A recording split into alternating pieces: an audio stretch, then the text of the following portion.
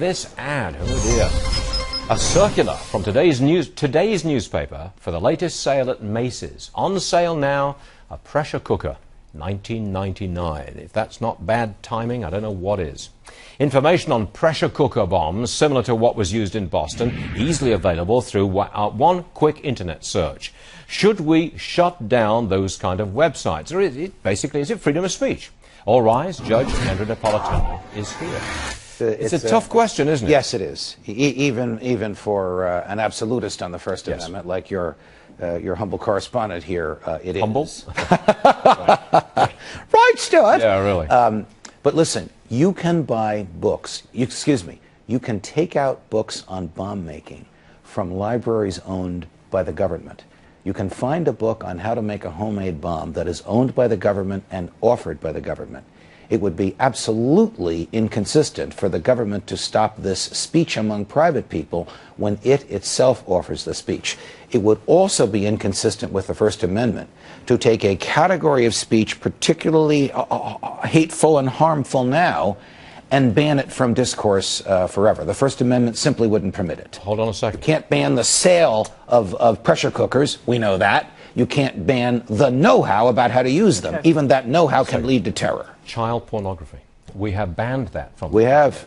That is not freedom of speech. Correct. We have banned it. Correct. Now, Correct. Do we want to expand the banning beyond child pornography? The theory behind child pornography is the harm occurs instantaneously to the children whose images are photographed in the pornography. Okay. The harm does not occur to the reader, though you could argue there is harm, but the harm occurs to the child. Okay. The harm does not occur to the reader of the internet about making the bomb. The harm only occurs if the bomb is made. Judge, let me put it to you this way. The online website, it's called Inspire. Law enforcement believe that the Yemeni American propagandists for Al-Qaeda put up those instructions about how to make the bomb on Inspire. And in fact, one of the terrorists was alleged to have been using that information on that website to attack the New York Federal Reserve building. What do you make of that? I think it's reprehensible that anybody is taking violence into their own hands.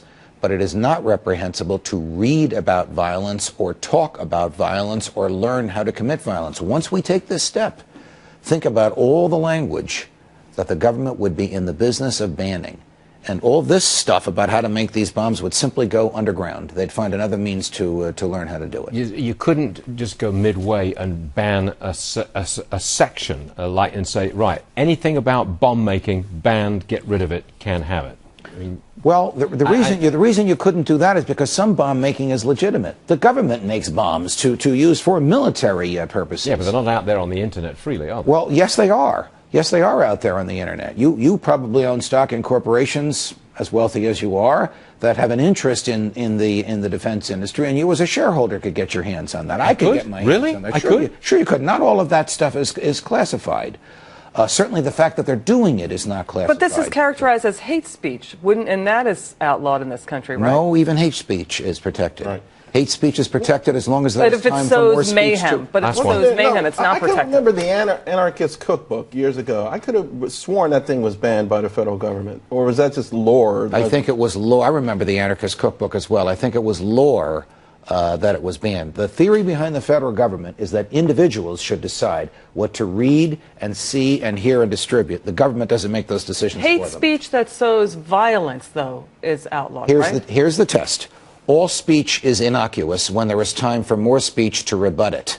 So if I say, there's Stewart, let's get him, and the mob gets him, I can be punished for my speech. But if I say, there's Stewart, let's get him, and EMAC says, what are you, crazy? It's just Stewart, and the mob lays back, my speech is protected. By the way, I'd like to recommend your editorial in today's Washington Times about Social Security being a Ponzi scheme and tax being theft. Thank you, sire. I read it with great interest. Okay? Thank you. Are we going to put it up on our website?